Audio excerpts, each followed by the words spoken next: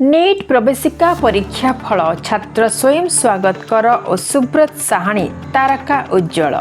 गुरुवार दिन NEET UG 2026 प्रवेशिका परीक्षा फल पुनः प्रकाश पाई। परीक्षा फल में कलाहांडी जिला नर्ला रोड्र 2 जण छात्र सर्वभारतीय स्तर में मनोनीत होती।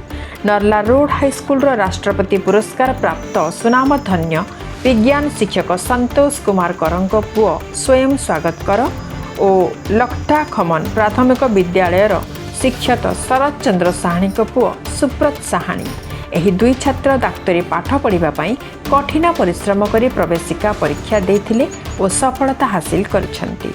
एथिपाई सेमाने तांकर माँ बापा और गुरुजी गुरुमां को श्रेय देइचंती। वर्ष वर्ष मोबाइल रो दूरे रही पाठ पढ़ी एही भली लक्ष्य स्थल रे पहुंचथिबारो आगामी पीढ़ीर छात्र छात्री को मध्य एही रास्ता रे गले सफलता निश्चय मिलिब बोली सूचना देइछंती।